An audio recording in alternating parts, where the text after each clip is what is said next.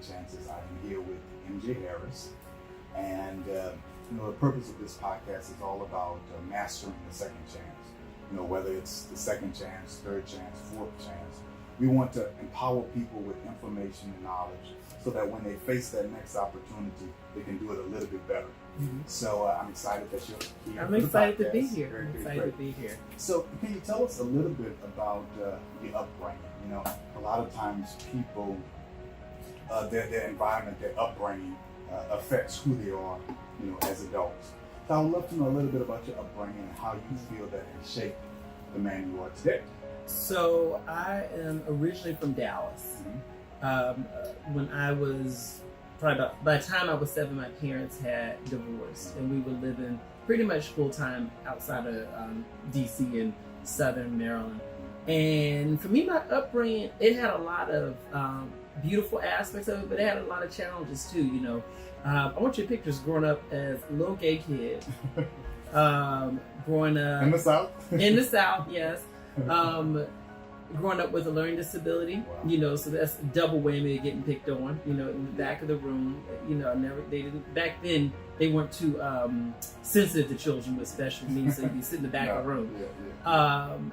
Then as I got into my teen years, sexual abuse came into the picture, and that was a type of trauma that I think few people can understand unless they've ever been through that, in terms of what it means to go through that and the aftermath of it. So my childhood was very, very challenging, but it was also a blessing, because it was because of that childhood that I started watching self-help content. Every single morning I watched people like Joyce Myers, T.D. Jakes. That's all they had back then. It wasn't like the new age kind of stuff. It was all very, very, Christian self-help. But I watched it, and some of the stuff I didn't like, to be quite honest. Some of the stuff I thought was not very affirming. So I ate the meat and threw out the bones. And I watched it every single morning to get me girded up to go to school, just to deal with what I was dealing with, to get me through my day-to-day life and the depression that I had from dealing with the abuse that was ongoing. And it's such a beautiful thing, because at a certain moment I said to myself, I could do that. I want to inspire people for a living. I want to do that as my job. And so wasn't able to manifest that for a decade after that, but nonetheless, that's what got me going. Wow. So, a lot of times people, now I'm no therapist, but I have come in contact many times with people who have had rough childhoods or rough upbringings. And in many of those cases, those individuals, for whatever reason, are not able to move past that. Mm-hmm. It keeps them in a box, it keeps them living in the past, and it hinders their future.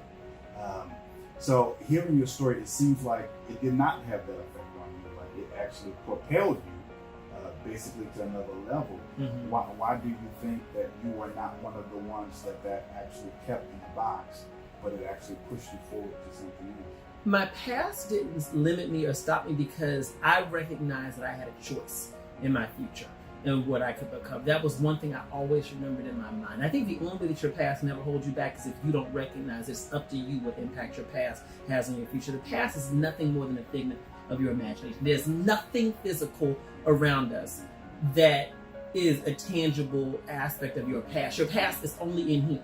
How you view it, what happened in it. Because I could have lived a life where I was ripping myself apart, feeling worthless and unworthy because of the abuse I endured. And for years I did feel that way. Or I could have a mindset that says, that's what I had been through. I was victimized, I'm not a victim.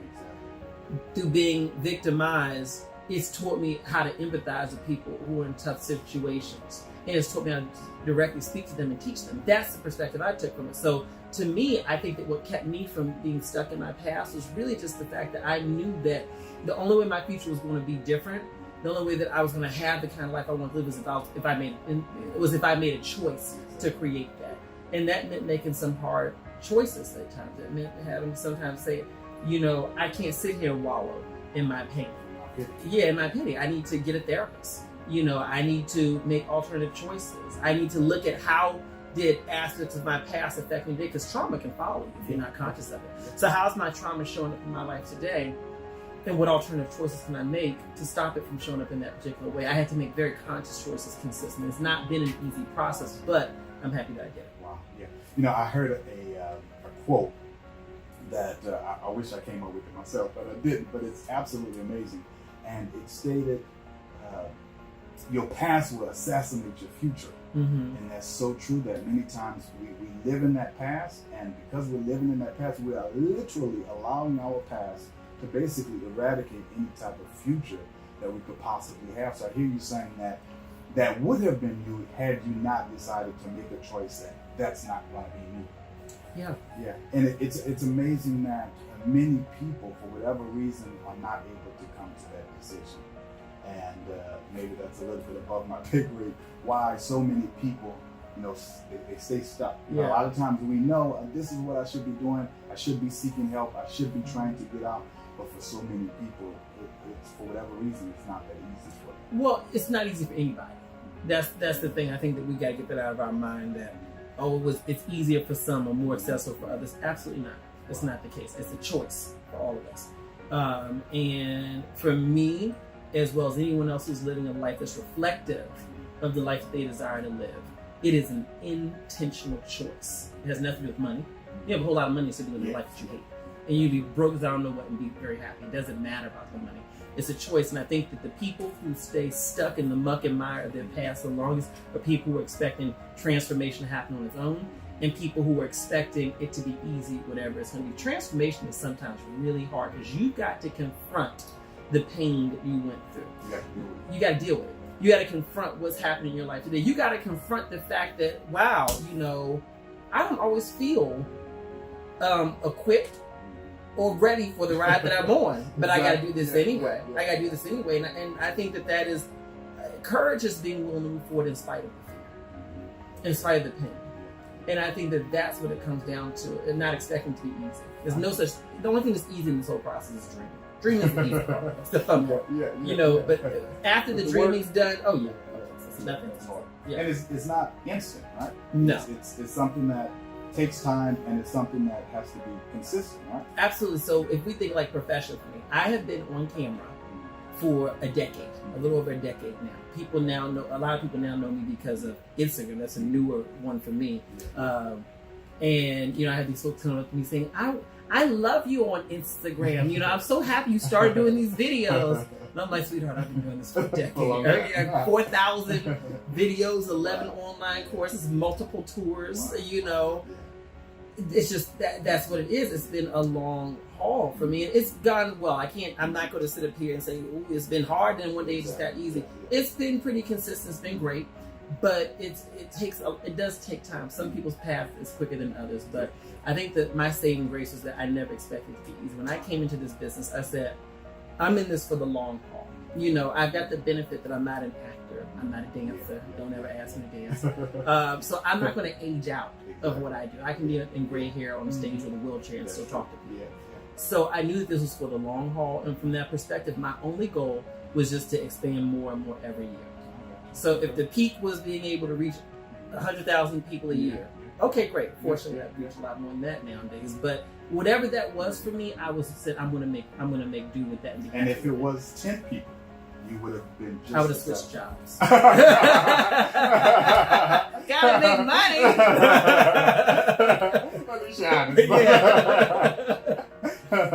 I got you. Okay, so I guess that kind of leads into, what do you feel is your life purpose or your life's work? Do you feel you know what that is, or you feel you're constantly on a journey to discover what that possibly may be? So I'll tell you this, I know what my life's intention is. The manifestation of that, I'm constantly discovering. So the intention for my life is to help as many people as possible to live their best life financially, emotionally, and spiritually. That manifests itself in so many ways. Back in the day when I started out, I used to be on camera. Actually, I started doing videos in the basement in my mom's house. Terrible lighting, terrible everything. But that's what I started doing. And the video topics were good. They were good. I'm better now, but they were good. I had that raw talent. I was like, oh my God, look at you, And then it manifested in me doing the financial videos, which were not expected. People don't know this, but probably less than 20% of my videos are actually about money. The way that happened, in terms of that manifestation of how people live their best life, was, for me, I was about to go bankrupt. I was one of these typical rags to riches stories that made a lot of money for my business, and it's spent even more. Yeah. You know, you look in those hills of Beverly Hills, there's a whole lot of people doing the same thing right now. New money, don't know how to manage it. Yeah, it happens a lot. And so I was like, well, I'm probably going to have to file for bankruptcy. So let me go on and do a series of videos talking about living financially prudent and some of the choices I've made. So at the very least, maybe my story can help other people. Those videos became a monster hit. Monster hit. Of those seven videos I recorded in that series, they've done over 50 million views. One of them got a large number of views.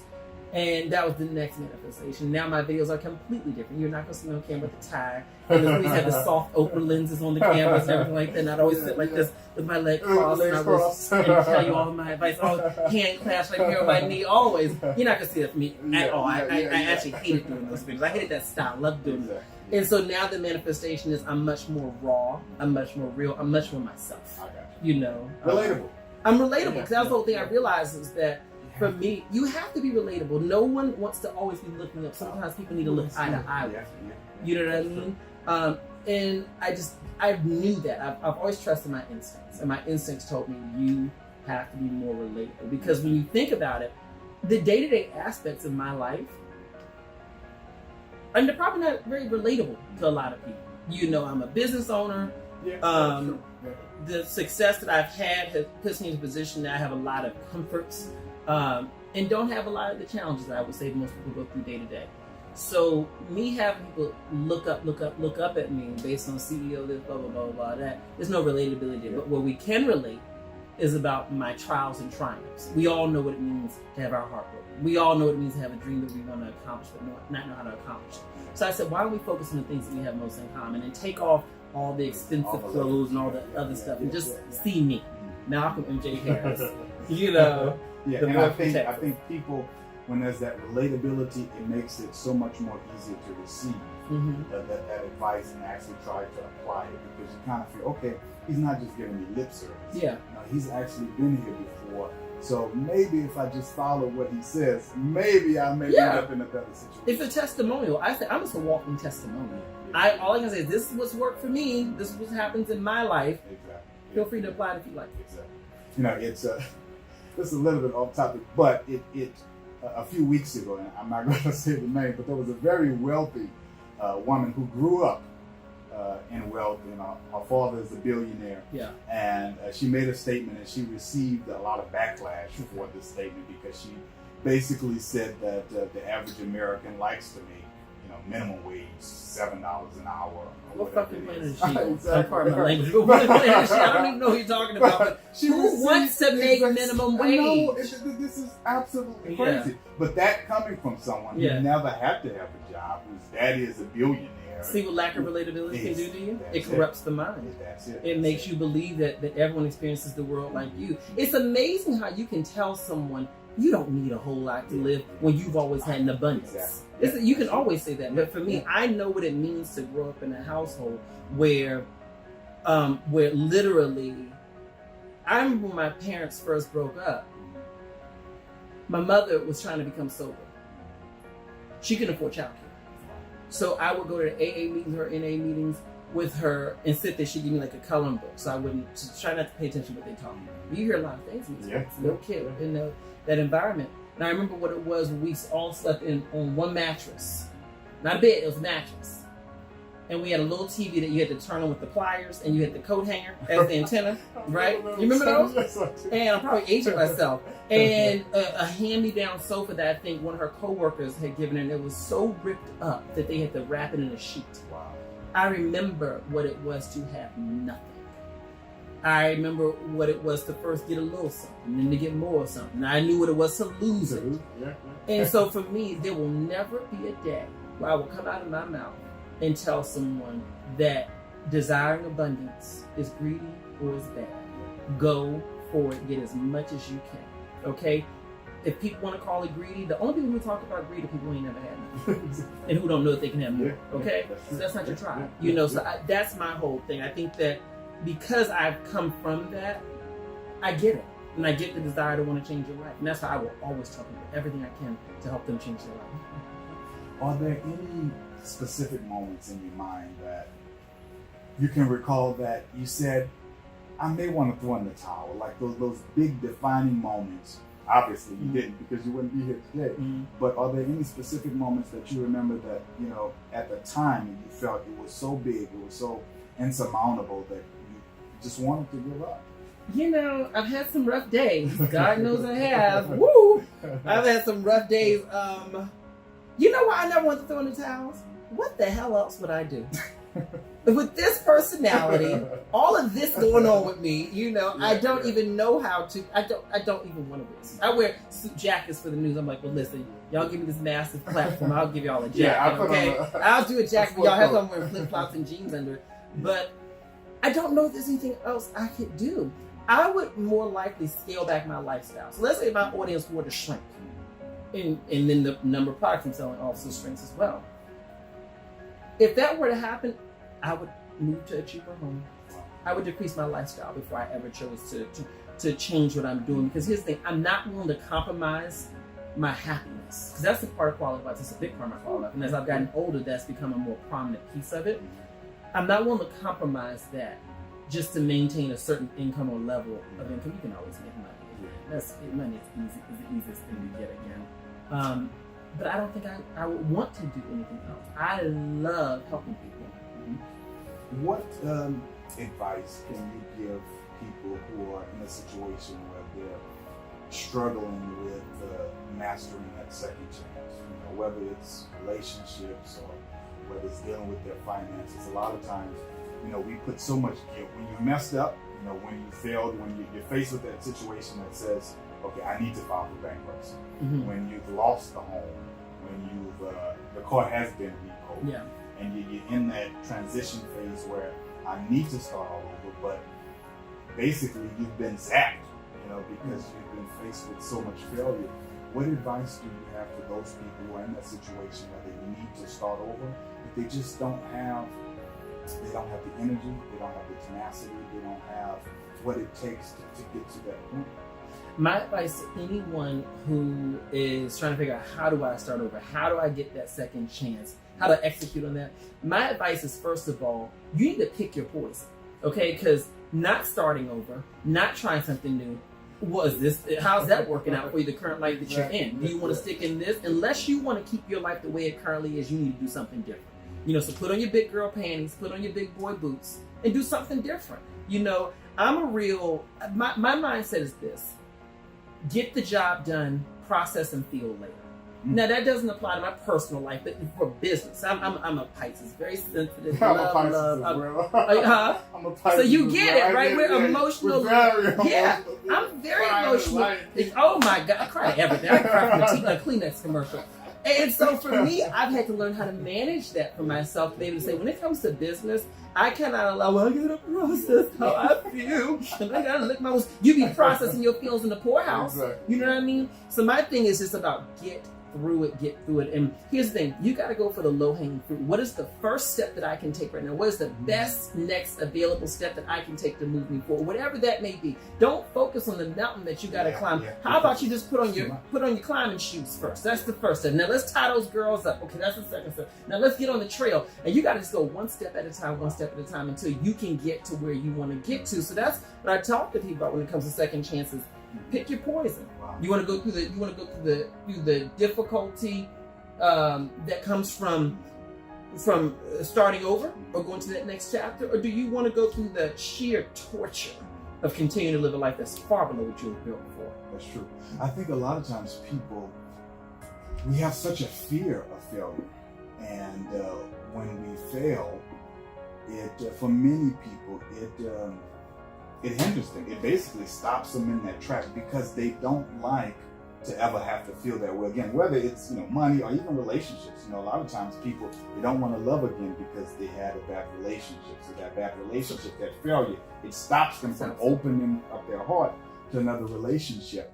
And it's kind of, how are you viewing failure? And unfortunately, I have seen that most people view failure in such a negative light that it hinders their life. Failure is not final. My 13th business was my first successful business. Literally, you know? It was my first successful business. Let's not even talk about love. You know, I do all the videos on the topic. The reason why I have so much to share on that topic is I know what it is to be in an unhealthy, toxic relationship, getting my behind beat. Okay? During the early years of doing the videos, half the time that was a motivation.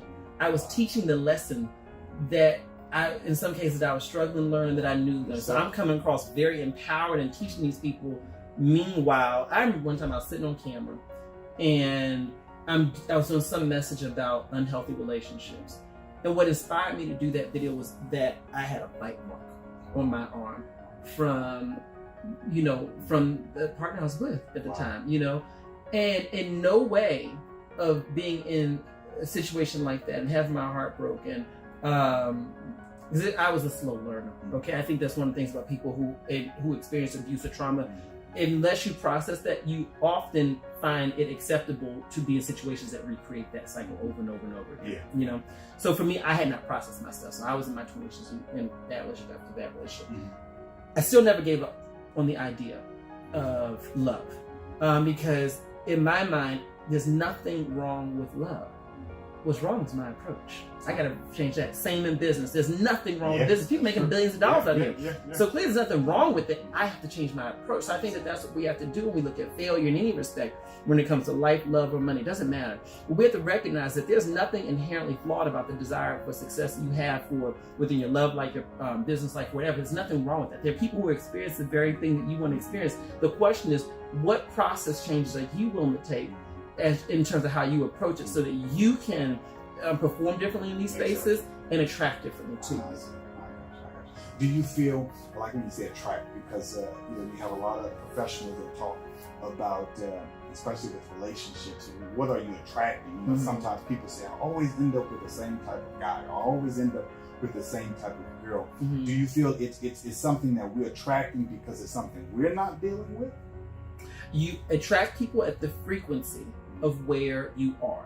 That applies to love, that applies to business partnerships, that applies to customers.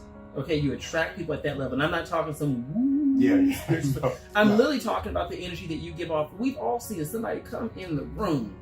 And it's one thing to be very assertive. I'm very assertive. If I want something, I say it. It's a whole other thing to be desperate. And people, you've thrown off this desperate energy of, you really don't value all that you are. I guarantee you there is some person who also has trauma, but that trauma manifests itself in an abusive or predatory way. They're going to see you first. And they're going to come right. I call them trauma bonds. Wow. Your trauma is connecting with my trauma. My trauma may make me susceptible to being abused, because if not processed. Your trauma may make you susceptible to being an abuser. Those two things come together, and I think that's the same thing with business, customers, everything. The frequency that you give off, it determines what you attract back. And that's so important, because I think a lot of times, people are in that situation unintentionally. They are attracting the same type of energy and don't even realize that that's the reason why they're in the same type of situation. So basically, people have to reset their frequency. I have to aspire to have better, and then I have to make sure that I am at a level where I'm attracting better, right? Absolutely. And I think it's also about making some hard choices. For me, when I think about success in business was not hard once I got over the fear of failure. I can just learn from all those failures and apply them. That's easy to be successful in business. I don't want to say easy, but it's not been very challenging in the grand scheme of things. Success in relationships was very hard for me. What changed the game for me dramatically was when I became okay with making hard choices for myself. When I had to question my points of attraction, maybe say, okay, you tend to be attracted to the same kind of man. Maybe you need to question that. The next time somebody comes to the door, you're like, question that. Don't go for that one. So I had to learn to do that. I had to make some sacrifices, which had to say, you know what? You don't need to be out here, going out with this person, that person, stay at home tonight. Get comfortable with Netflix, because if good options ain't in your purview right now, you need to figure out other things. You need to make some hard choices. You need to be okay with what it might feel like to be alone at times, or be lonely for the night, or be lonely for the moment. You have to allow yourself to experience pain. There are two types of pain. I've talked about this in a couple of my videos. I call it productive pain and passive pain. Passive pain is the type of pain that keeps you stuck in the life you're living, and it's exactly what it sounds like. Passive pain. It's the pain of I don't love you in a healthy way and you don't love me in a healthy way, and this relationship is toxic, but I'm going to keep on showing up for it, passively, hoping that maybe it'll change, or maybe we'll just get used to it, or maybe, I don't know, just maybe something. That's passive pain. It's the kind of pain that can go on and on and on, and over time it will ruin your life and rob you of your destiny. But then there's something called productive pain, and I always liken that to, for a physical reflection of it, it's the pain of working out. Wow. Yeah. Where it hurts like hell. And the aftermath hurts too. Exactly. But eventually it gets easier and you see results. Productive pain turns to power. If you're willing to use pain in a productive way for you, you can create anything you want in your life. But if you are running from pain, then you're automatically choosing passive pain. So you don't have a choice between the two. There's no middle ground. Either you're in productive pain or passive pain. You will have pain in your life. Pick your poison. Are you doing the pain that's getting you what you want and making you into the person you desire to be? Or are you doing the pain that's keeping you as the person you've always been? Wow. I prefer productive pain. So I'm not afraid of it. What do you think are maybe 3, or maybe you have 2, or maybe just 1 principles that you live by? So MJ Harris, each and every day, these are principles that guide my life. They guide my life. First of all, everybody ain't gonna like you. Everybody is not gonna like you. I grew up, the way I learned to deal with seek for that, right? Don't even seek it. And just know that everybody's not gonna like you. It is okay. You are not gonna be robbed of your interest to heaven if you believe in heaven. Or whatever gifts you believe you can get here in the afterlife, whatever. You're not gonna be robbed of for people not like you. Okay? You will be fine. That's good. Everyone's not gonna like you. That is okay. Don't even try to make everybody like you. Be nice, but not at the expense of your own self-care. Yeah. So that's the first thing. The other thing is you're worthy and you are enough. You're worthy and you are enough. There's nothing wrong with you. There's nothing that makes you unworthy. I don't care what happened in your past. I don't care what silent insecurities exist within the recesses of your mind. You are worthy and you are enough. And that doesn't change by how other people see you or how other people treat you. Wow. Another one I would say for people to always remember is that every single day, and this may sound trite, but it is absolutely true. Every single day is up to you who you become. Every single day. If you want to be an empowered person, you could be that person that day. If you want to be a person who's clinging to every part of your past and waiting on other people to give you closure or some shit they done moved on from, you know what I mean? Fine. But it's up to you who you're going to become every single day. I'm not little Malcolm from Dallas who talked with a lisp and a learning disability and who was picked on and abused. That's not who I define myself as today. What I define myself as today is that I am Malcolm MJ Harris, and just my first 2 initials. I am Malcolm MJ Harris. I am powerful beyond measure. Anything that I want to do, it will be done. Every kind of relationship, friendship, and otherwise that I have in my life will be a reflection of the quality of person that I am. And if someone can't give that to me, I can wish them well, and I'm going to ask them to move out of that seat because you're taking up room for someone else. That doesn't mean I don't grieve. But my point is, that's who I am today. I'm not a reflection of my past. I'm a reflection of how I see myself today. And once you can lock into that you are only a reflection of how you see yourself today, then you realize you really have unlimited power to determine who you become. And every day you have to make that decision, right? Every single day, and sometimes throughout the day. Because people think, I think a lot of times people think I wake up in the morning and I'm floating out of the air on a rainbow cloud of goodness and happiness. Unicorns are waking me up and making my coffee. That is not the case. Sometimes I wake up, I just am not here for this morning stuff. I just don't like it. And I'm not feeling great. Sometimes you go by the mirror and say, oh my God, I don't like the way any outfit looks on me today. I'm annoyed about this and blah, blah, blah, blah, blah. It's a choice. How am I going to show up for the day? Because how I show up for the day consciously is how the day is going to show up for me. That's true. Wow, that's good. Mm-hmm. Yeah, you have the ability to frame your day. I do. Yeah, and so does you and everyone else. Wow. What do you feel that anyone, and I say anyone, no matter your background, no matter where you come from, has the ability to be successful? Or do you feel that there are certain situations that have to take place in order for people to see success? I think that success is a relative term, and its definition will vary by person. For some people, success is, I want to be able to have a stable job that can pay all my bills, and if I could have an extra $1,500 left over after paying all my bills every month, that's success. For some people, $1,500 a month, I need an extra $1,500 now. You know what I mean? It's whatever. Success is different for different people. I do think that we all have the ability to determine a level of success that is reflective of what we desire and believe that we deserve, and we have the ability to execute on creating that. Success for me may look very different than success for you. You know, I think that for some people, if I look at my life, and if someone were to look at my life, for some people like, oh, I love that. But for some people, like, I don't want a life like that. I have no desire to. I was talking to a friend of mine the other day, and he said to me, he says, I don't envy any part of your life. I said, what's wrong with my life? I love my life. He said, well, I get it. You know, you're financially stable. You got the businesses and everything like that. He says, but that fame factor, he says, I would hate that. I don't want to be on camera. I don't want to. Yeah, and just the day-to-day life. You know, you go through your day-to-day life with there's nowhere that you go where there's not people who don't know your face or who aren't staring at you. And it's just, it brings a very different consciousness to your life. So for me, fame is a byproduct of my success, right?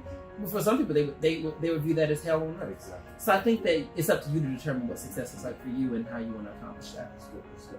How can someone discover that purpose? So it seems as if you from an early age you kind of knew your life's work or the direction you want to go into. But I've come in contact with countless people who struggle in their 20s, their 30s. I know people in their 40s and their 50s still struggling with, why am I here? What is my life's work? And decades go by and they end up dying without fulfilling that work because they struggle with, how do I figure out what that is?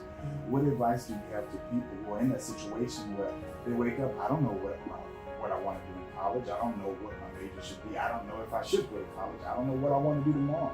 So people who don't have that purpose, some people, they get it young. You know, for me, it was, I was probably 7 or 8 years old and knew the course of my life.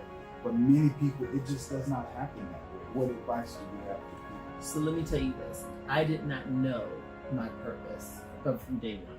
I knew my gift. Okay. So I knew I could talk. Growing up with a learning disability, I learned to overcompensate with my ability to verbally communicate because I was not good at school. And so that was the way that I could navigate life, was through that. I could talk my way in and out of the fact that I didn't do that homework assignment. I couldn't understand, I couldn't comprehend what they were asking me to do. So for me, I knew my gift. Yeah, you learn. It's like someone who's blind. They got an amazing sense of smell or an amazing sense of touch. You know, you overdevelop in other areas based on areas that may be a little underdeveloped. And so I didn't know my purpose. I went and started a couple businesses. Those failed. Went and became a management consultant. I got into doing finance because I was looking for a way to earn extra money. It wasn't until I was in my late 20s that I was like, hold on, my gift is right under my nose. And my purpose is to use this to influence people's decision-making processes to see their life differently. But it took a lot of experiences to really say, nope, nope, nope, nope, nope. Don't want to do that, don't want to do this, don't want to do that. For me to be able to always come back to, but what have I enjoyed doing within everything? In every single business I created, my favorite part of it was being able to talk to people. So that was the key. Yeah. Your unique ability. What is it the thing that you do uniquely well? You've probably always done it well. Identify that. Because once you can identify that, then you can figure out, well, how do I monetize that? I think people are doing it the opposite way, which is not helpful. They're trying to figure out, what can I monetize that I would enjoy doing? You can make $1 billion selling bobby pins. You know what I mean? You can make a lot of money doing anything. So the key is to identify what is your unique ability, that thing that you do naturally well, whatever it may be. Don't worry about if money can be made from it, just what is it? Once you identify that, you become confident and clear about that, then walk through the steps of identifying, okay, well, what are some potential options for how I could apply that to actual business? And it's good that you develop videos related to that subject, because our educational system, we don't approach it that way. You know, most schools do not have guidance counselors or career counselors, and if they do, they hand you a test and half-ass fill it out and then say, okay, well, you should be a doctor, you should be a lawyer, you should be a mechanic, without really focusing on, okay, well, what are the things that bring me passion and bring me joy, and then let me look at those things and see how can I find a way to monetize that, because that's where I'm going to find happiness. Absolutely. Yeah, because I mean, life is really, really short. 75 years, 80 years. What you talking about? I'm making to 109. You sound like my mother. I read my mother Emma said that. We're going to live to be 120 years old. Yeah, me too. Right there, well. More power to you. And like my grandmother, she was the opposite. She was like, I don't want to live to be 120 years old. But life is short, and I think it's important for people to start learning that lesson early. don't get into your 50s and say, man, I done wasted 30 years doing a job I absolutely hate. Why don't I learn this lesson in my teens, in my 20s, and allow that to give me a very fruitful life? You know what living my best life means to me? What living my best life means to me is living life on my own terms, professionally, personally. It's not compartmentalized. So, for me, if you look at my Instagram, my Facebook, any of the platforms that I'm on, I live my life to the fullest. If I want to do something, I'm going to do it. Some people may not like it. I don't care. You know what I mean? Unfollow me if you don't like it, or watch in silence, and because you really wish you could do the same thing, really. That's it. So to me, I believe that it is so important to do the things you want to do and to live on the terms that make sense to you and your loved ones. Because at some point in time, if you're so fortunate, you'll be able to look back on your life. And I just hope that when you look back on your life, you won't look back on it with any seeds of regret. That's the biggest thing. And my desire to not live in regret will always take precedence over my concern for what other people think about me. That's good. I can remember growing up, and maybe that's why I'm in the industry I'm in now. But my grandmother, she watched us a lot, so she would pick us up from school. And in the mornings, we would get dropped off by my grandmother. And I can remember every day coming home and by my grandmother, and she would watch Oprah and Montel and Sally and the good old days. Yeah, the good old talk show host. But anyway, I think that it's stuck in my head. But anyway, as I grew up, and maybe it's because I'm a Pisces, where your friends just pull all their baggage on top of you. Everybody wants to call me and just give me their life story. I was in an Uber, and this happens a lot. I'm in an Uber, and I say 2 words, and then all of a sudden they're telling me everything. And it's just, I've grown accustomed to it now. It's just, it's a part of my life. But so many people seek advice from me, or what's your opinion, and maybe it's just because I have a listening ear. But one thing I've noticed since this has been happening all my life is many people struggle with forgiving themselves from mistakes that they've made, from bad situations, whether it was their fault or not. A lot of times people, that holds people back because they cannot forgive themselves. There's a saying that says we are our worst critic. And that's a lighthearted statement, but a lot of times people really struggle with forgiving themselves and allowing themselves to move on from that mistake. What advice do you have to someone who's struggling with forgiving myself from my part that I played in a bad relationship, forgiving myself for knowing I should have managed my money better, but I didn't anyway? People in those type of situations that are struggling with forgiving themselves, what advice do you have to those type of individuals? Well, I think the first thing you have to accept is that you're not a reflection of your past. I don't care what choices you made, good or bad, good intentions or negative intentions, you're not that anymore. And the only way that you are going to be able to fully embrace becoming the person that you really do deserve to become is through choosing to forgive yourself. True forgiveness to me is first an acceptance that the past would not be any different if I don't forgive myself. So by holding on to that doesn't change the past, okay? I think that's the first thing. I think the second part of forgiving yourself is accepting that you probably made the best choices at that time based on your level of growth that you were at that point in time. Even a poor choice in a relationship, well, based on your level of evolution, that was pretty much what you were capable of at that time. Hope you're not capable of that anymore. Hope you're better. Exactly. But it is what it is. For me, I'm more concerned with the future that I desire for myself, which is living a life that's reflective of how I want to live. So to me, the thing I have to do is make sure that I forgive myself. I have made probably any mistake that you could ever imagine. I've made on some level. Bad money decisions, bad business decisions, all those things. I can write 85 books on that. I got a couple coming out. What am I supposed to do about that? Sit and wallow on that, or focus on living the life that I want to live today, and focus on surrounding myself with people who affirm and embrace and reinforce the person I see myself as today. That's what I choose to do. Endgame just came out, and I'm a big Marvel fan. Yeah. And one of the best lines in the movie, it was a aha moment. Everybody in the theater was crying throughout the whole movie, myself included. But this made me cry because it was so good. And it was a scene involving Thor and his mother. Okay. And she told him, and I have no idea what you're talking about. But keep going. Okay, Marvel, okay, yeah. Avengers, Okay, Iron Man. all right, Okay, heard of them. superhero. Go ahead. Okay, but she told her son, she said, you will always fail at who you're supposed to be. Ooh. Oh my God. She said, you will never fail at just being who you are.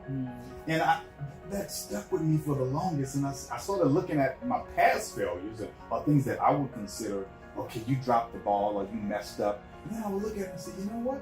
I was trying to be someone who everyone else said I'm supposed to be, or you're supposed to be this, or you're supposed to do this, and blah, blah, blah, blah. And those pressures are placed on us by society, by family, by ourselves. So we're trying to live up to these standards that in many times are unattainable, at least with the information that we had at the moment.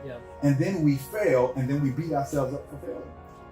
I will tell you this, that, because I relate 100%. I had to develop, it was critical for me to get to this point, to develop a detachment from worrying about what other people think of me. Because it's one thing to deal with that in day-to-day life and you're not a public person. It's another thing to deal with that where we had a good week last week. So just on Facebook and Instagram, about 2.7 million people watching us last week. And when you're in front of all these people constantly, you have to detach from what people think about you. Because if I decide that I want to change the direction of my brand and go from wearing suits on camera to being more myself on camera, which was a choice I had to make, because I hated that doing. I didn't feel like I was real. I felt like I was using my gift with a costume, right? In order for me to be able to walk that out and to walk out being myself on camera, I have to be detached from it. Because I mean, if I put out anything, and the people want to give you the negative feedback. The old church mothers who've been watching you for a decade in St. Louis, oh Lord, cover yourself up. I'm like, well, I barely set my collarbone. You know what I mean? You got the other folks out there where you're not giving us enough. I've had to detach from that. And that was the greatest gift I could have ever given to myself, because through detaching from worrying about what other people think about me is providing me with the ability to be myself. And for me, the manifestation of me being myself, or the reward of me being myself, has been a large audience and selling products in over 20 countries now. For you, it may manifest itself in a different way, but what I can guarantee you is that through being yourself, you will experience greater success, greater fulfillment, and beyond that, you will just be happy. And I think that when you're happy, it opens your mind and your heart to God, the universe, or however you want to view it. It opens yourself to more of that power to manifest through you. Sometimes things that keeps us from being able to get the idea and the motivation that we want to be able to live the life that we want to live is frankly our discontentment with our life, because we are so stuck up under the muck and mire of guilt and shame of who we're not. And I'm like, you would be surprised if you could just be yourself. My God, and I'll tell you this, being here in LA, and I own a production company that produces all my stuff, and just working within the entertainment industry, you meet so many people very, very, very famous. And one of the things I've noticed is that some of these people, the sweetest people, are some of the most unhappy people you will ever meet in your life, because they have to, they're living behind hiding, living behind not being this, they're trying to live in this box of how they've been branded and marketed. And my exact words, and I don't mean to curse much on the platform, but my exact words is fuck that. I'm not trying to live like that. If I have to have a smaller audience from being myself, I'd rather have a smaller audience than be happy. Fortunately, that's not my reality. But to me, I think it is so critical that you be yourself, whatever that means. Some people will run for the hills. That's fine. You never wanted them in the first place, but you're going to attract so many more people. For every one person you lose from your life, from every one customer or viewer that you lose from your life, you're going to gain 10 times that in return. And doesn't that start with loving who you are? Absolutely. I think they go hand in hand. I can't tell you which comes first. It's like, what comes first, the chicken or the egg? Does loving myself come first, then I like myself? Or does liking myself come first, then I love myself? I don't know. Try doing both. But it's really important. I embrace every part of myself. I was talking to my mother the other day, and I think I'm dressed pretty conservatively today. I was talking to my mother the other day. She's seen some picture, some video of me or something like that from like a brunch or something, and she says, "Do you own anything that is not tight or bright? Like anything at all?" Says, in the last decade, I don't think I've seen you wear anything that's not like tight or bright. And I said to her, you know why I wear whatever I want to wear? I said, is because I grew up not liking myself physically. We all have our stuff. For me, it was physical. I didn't like how small I am. I didn't like so many parts of myself, you know, and at a certain point in time, I said, you know what? I'm going to embrace this body. I'm going to embrace every part of it. And for me, I'm going to wear things that allow me to embrace every part of who I am. I'm not doing this for anyone else. I'm doing this for me. And for me, that was a critical step I had to make for myself, was I specifically called out what are the parts of myself that I struggle with the most, and forcing myself to reconcile that relationship and telling myself a different story about myself. I'm not tiny, I'm petite, and folks love that. You know what I mean? I'm not this. I would find ways to reconcile that for myself. You know, as I start to age and with these damn HD cameras, I start wearing makeup on camera so I can hide it. Or I can call it out. So I tell people, oh, honey, I got my makeup on today. I call it out because through me being transparent, that's also a way for me to affirm and reinforce myself. But hiding and shame is an act of self-abuse against yourself. You cannot love any part of yourself that you're ashamed of. And the only way that you can break through shame is through breaking through secrecy. So for me, I'm so open as an act of self-love towards myself. The byproduct of that is, yes, it amasses me a large audience. But this is for me. This ain't for them. This is for me. Y'all just watching the ride. Y'all just along for the show. Along for the ride. It's an entertaining ride, okay? Yes, but this is for me. Okay. Yeah. Where does MJ find motivation? For me, my motivation, I motivate myself. I will say that. I don't mean to sound like arrogant or something like that. But I do motivate myself a great deal from the point of view that I'm able to talk to myself. It's not like I'm looking at my self-talk. You know? Oh my God, that's so good. No, please, I love it. I remember a second grade. Mm-hmm. My teacher, she called my mother into the classroom, to pick me up, and she said, "I need to talk to you about your son. You know, he talks to himself a lot. He daydreams a lot." Do you talk to any of your son? I saw a meme once that said, "I'm self-employed, so if you see me talking to myself, I'm just having a team meeting." Yeah, I get it. To me, that's so important. I think I was born that way, but it's so key. You know what I do? Because music makes me feel in a manifestation. There's certain songs that get me going. You know, sometimes it's Yolanda Adams, sometimes it's City Girls. You know, just depends on the day. And so I cut that music on, and it's blasting. I'm talking to myself. I got mirrors all over the place at home. And I walk by the mirror, and I'm like, ooh, shit. All right, you successful. That's right. Go in another room, and I'm vacuuming and stuff. And I'm talking to myself, oh, you are incredible. Oh, my God. I'm talking to myself. I'm changing the story. I'm telling myself, if I'm in a meeting, I'm selling several TV shows right now for myself. And if I'm in a meeting and someone rejects me, which, I've had a lot of success. So rejection is not something that I'm accustomed to professionally. But moving into television, I have certainly had to learn to reframe my brain about that. Yeah. So for me, it's not a matter of leaving out a meeting and going into your car, and sitting at the valley. Oh, they didn't like me. It's a matter of saying, you know what? Listen, I got a beautiful light. People love it. And all these people who watch me online, that's just a microcosm of what's possible. And it is so unfortunate that this person couldn't see it today. But you know what that person told Oprah that they won't give her show back, and I'm sure they regret it too. This person will regret it too. But I wish them good cheer. I have to tell myself a story that's affirming. I have to tell myself a story that I'm not defined by this moment. I'm not defined by how you treat me or how you think of me. Okay? I'm only defined by it if I allow you to continue to do so. And so it's changing the story that you tell yourself about yourself. Self-talk is the most powerful tool to build you up. It is the most powerful tool to tear you down. It will destroy you or it will empower you. How you talk about yourself. Because here's the thing, you talked about criticism earlier. Nobody's criticism matters. And how it can't stick to you unless it's a specific topic or a thought or an insecurity you've already thought towards yourself. You could walk in this room and call me anything. It's not going to stick to me unless it's something that I've already believed for myself. So, like people say, do you ever see those comments that people write about you? We have a staff and they delete everything, thankfully. But if I ever do come across something, I don't care. You tell me every name in the book. I don't care. Well, good for you, baby. It sucks to be as miserable as you are to sit and be internet trolling people.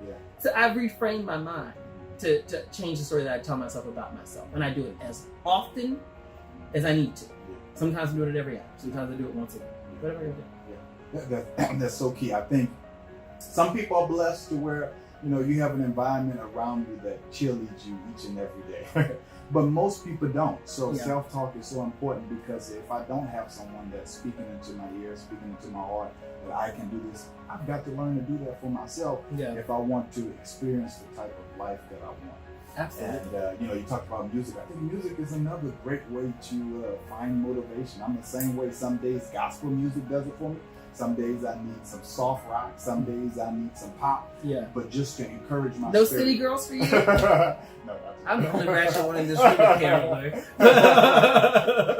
But look, you know, I was just having a conversation earlier today with someone about my music choices, because I'm very eclectic. I literally love everything.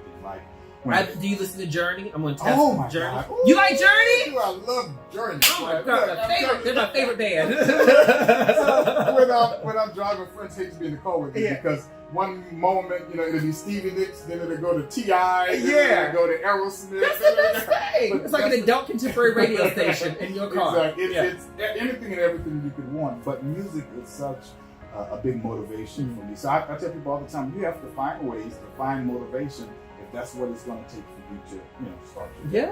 Absolutely. I do things that motivate me. If I'm ever feeling down, I will consciously seek out motivation. You know, YouTube is probably one of the best resources that's out there for folks, because you can go there and type in anything, and you can see if houses motivate you, go look up a beautiful luxurious house and location.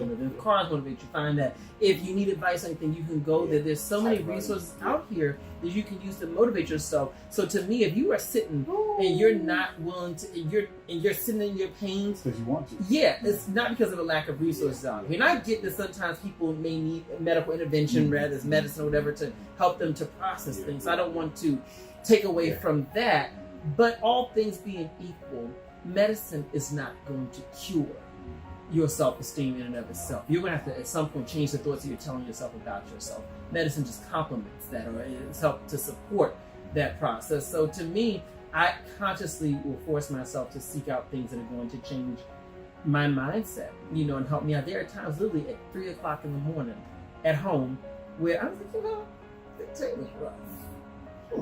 Why not go ahead and come on some music, you know, and I can listen and get whatever I need to get from that before I go to bed. I want to go to bed with a clear mind. I think that's YouTube is so on point. Technology, you know, 30 years ago we didn't have this easy access to this type of information. But you're right. Right now, if I'm feeling down, like I love Les Brown, and you know, I can go straight on YouTube and pull up a motivational speech from 20 years ago that he did, and it applies to me today. So that's so true. If you're in a situation right now where you have a lack of motivation, it's not because there are resources. No, it's there. This is what you're choosing to be in. You're choosing to be in. Wow. What tips do you have for unwinding? For me? For MJ Harris, what tips? So when you face a stressful day, and you don't have any hair to rip out, but I do have sure. Like for me, gray hairs, I told the barber today, shave it down even further because the gray hairs are I got a little gray that popped up here, and I was talking to Khalil, got my hair, and I was like, Khalil, can we color this? What can we do about this? For winding down, I like TV. And if he was like, oh no, TV, you ain't, you know, I love TV. I love it. I'll sit there, you know, I have the biggest, most comfortable couches in my home. They're so big that when you sit on them, they're deep, your feet will always be hanging up. You'd be 6'5", your feet will still be sticking up. So TV is a big help for that. It used to be talking to people. I can be one-on-one with people pretty easy. I don't like a crowd too much. It drains me. You know, I make my living in front of people, and people constantly reach out thousands and thousands and thousands of messages every week. And so it just sometimes that doesn't help me, but I think that's helpful. You know, I think that's a great way to wind down for me. Seeing friends, like people I'm very close to, you know, going out just to go for a dinner or going to the beach. I go to Malibu a lot. Malibu's my favorite place in LA County. Going there, you know, I'm not a big weed smoker. I smoked a ton of weed in college. Okay, I was like, oh my god, I was a big weed head in college. Yeah, because you know what it was for me. It was I would hang out. I tell all y'all my business. So I would hang out, go to parties, and there were the guys who drank, and they would often they would be fighting or throwing up. I was like, well, I don't want to be around that. It's kind of gross. And then the guys who smoked weed were always so chill, and you could have the best conversations with them. So I ended up with one of them for 4 years. And so I said, they're the cool That's not my thing. But, I'm not against it. I think it can help you to unwind. I think that's a wonderful thing. Sometimes working out can help me to unwind. I literally hate working out. People say working out. Why do you work out? For vanity. So when I'm on the beach in that Speedo, I don't have to suck it in too much, That helps me to unwind. When my nieces and nephews FaceTime me, that makes me so happy. No matter what time it automatically comforts me. Watering my plants help me to. I got all kinds of things. I got tons of hydrangeas and all kinds of a lot of plants. So watering all of them. But yeah, I think that all those things help me to unwind. It depends on the day. We're so fortunate to be in Southern California. Sometimes going on a hike is something that just helps me to unwind. And that's so important because stress literally is one of the biggest killers in the country. And so many times I run across people who don't know how to unwind. We get so caught up in working and bills and taking care of kids that self-care goes to the back burner, and that's the quickest way to end your life. My home is the most relaxing place on earth. And it should be. It should be. I had spent years building my company, and I did the working 6-7 days a week for full days. Stressed out. When you're a business owner, you're wearing many different roles. And I did that, and I said, I'm burning out, and I'm starting to hate my work. There are times, I've been doing this for a long time, so I can look back at some of the old footage and see, what I remember what I was going through at that point in time. And the artist may or may not notice it, but I know. And I'm like, oh my God, you were exhausted. You were a zombie, And I remember that, and I said, I don't want to live that way. So for me, I made a choice, actually, when I got my new home. I decided that I wanted to move to a place that'd be very quiet and suburban. So I moved to where I live now. My home is very, very tranquil, very peaceful, and everyone loves my home. It's so peaceful. I made conscious choices. I realized that I'm naturally wired to perform and perform and go. If I wanted to relax, I was going to have to make some conscious choices. I was going to have to create that. Sitting in Wusan and meditating, that just ain't going to work. Not by itself. I had to change some things around within my life. I had to cut some people off because certain people drive anxiety. You talk about people coming to you, putting their problems on you. I had to stop doing that. I'm not your sounding board. I'm not the person you vent to. There's one thing if you're with your spouse. Well, okay, with that's for them. Your children, that's for them. But random grown ass friend adult friend who called you because they're making yet another poor choice in their life. I'm not here for that. 3-4 times. And you ain't done it yet, baby. You committed to this dysfunctional life, and I'm not here to be your sounding board just to hear you out. And so I tell a really close friend of mine that recently, loved them to death, but they had called me up. We hadn't talked for a little while. And called me up. You think you so much now because you don't answer my calls and you don't this and you don't that. And I said, you know why I don't? They said why? I said because every time you call me, you are literally putting every single burden of everything you're going through on me. Telling me the consequences of every bad choice you continue to keep on making.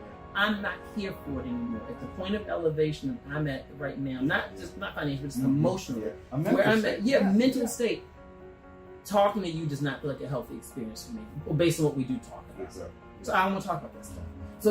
So for me, it was also around how I engage people. But you know what the biggest thing was for me, and you can relate to this as a business owner, delegation. Ooh, yes. Saying I have to delegate things. It is not always easy to do it all the time, but it has been a big thing. Like thinking, no, I don't want to pay somebody to do that. I can just keep the money. But now I work a ton less. I've got a lot more support, and we're getting a lot more done. And I'm happier. I'm calm. I don't really have a lot of stress in my day-to-day life, and I think it's because of those things I just mentioned. That's so true. I tell you, that was a big lesson for me to learn. Delegation. I think for me, it was always, I can do it better. I can do it better. I can do it better, but I can't do 15 different things better at the same time. And the standard of how you can do it, is that even necessary? Exactly. You know what I mean? Does this really need to be performed at a 10? Exactly. A solid 8 would get this done. And if you can do a solid 8, then fine, just do it. As long as it's getting done, let it get done. Yeah. That's how I think about it. It's like everything don't need my excellence. You don't need my gold dust on everything. But put some silver dust on that thing. Just get it done. Whatever color dust you got. I don't give a damn as long as it's done and people paying for it. Okay? Give them. I want to do a high quality experience, but what I realize, and a lot of entrepreneurs, I think, struggle to realize this, and it sounds like you've already realized this, is that often our standard is much higher than what is necessary. Yeah, that's so you know what I mean? Yeah, It's yeah. way higher than that. And that's Yeah. good. That's what makes us good business Yeah, owners. exactly. But on the same page, for what your audience is looking for, what your customer base is looking for, a superb quality product could be an 8 on a scale from 1 to 10 to them. Yeah. You may know you're capable of doing a 10 or 11. Yeah, That don't mean you need to. exactly. Say that for later. You know? So true. You know, it's I guess a little bit of OCD. You know, I'm the type walk into the room, the picture is a little crooked, so I'm gonna play with it a little bit more. And I remember I went home last month. I was by my mom's house, and she has this picture, a huge picture on the wall. And I had to readjust that picture at least 15 times. Mom was like, if you just don't sit down, I said, that picture is just aggravating. I'm gonna woosah with you. It just keeps going to the left. You driving yourself out the wall. But that's so true. You know, yeah, my mom is comfortable with it. She's like, it doesn't even Oh, look yeah. crooked to me. Mhm. But to me, it does. But that's so important as individuals. You know, we have to learn to delegate.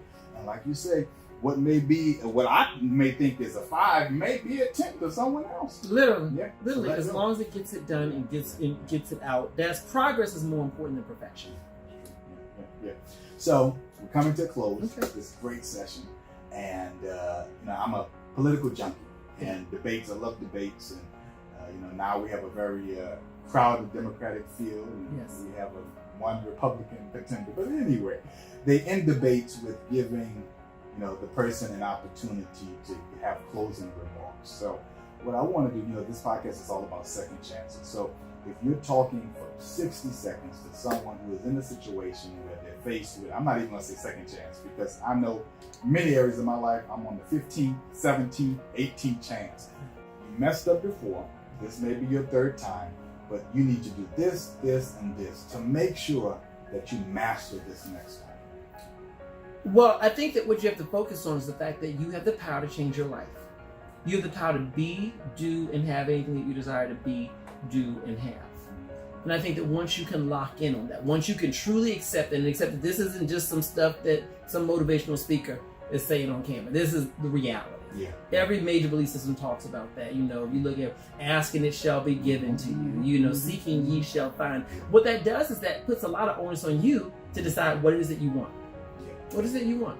And so my message to anybody who's looking at making their 2nd chance, 3rd chance, 15th chance, you know, they're going to get back on that horse again after that business failure, after that relationship failure, after that whatever. My message to you is to let go of what happened before. You can't change that. All right? Get a therapist if you need that to process through the emotional component of it. But you need to move forward right now. You cannot afford to sit still in your pain and in your misery about what happened. That is not going to change the future, okay? There are times for processing feelings and there are times for progress. You need to choose progress right now. And until you get to where you need to get to, don't focus on that. Don't focus on nothing else. Because here's the thing, that thing a lot of people don't realize, is that when you have success and you start making money from whatever it is, or whatever that's a relationship success, whatever it is, everything that happened before seems not to matter. It's like, oh, it was all so worth it. That is worth it. It was so worth it. I would do it again if I had to.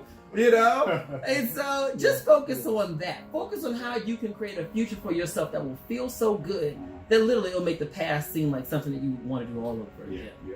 That's what I focus on. But this has been great. I Thank appreciate you so you for much. joining This me, is wonderful. MJ. Much success in your business. Much success.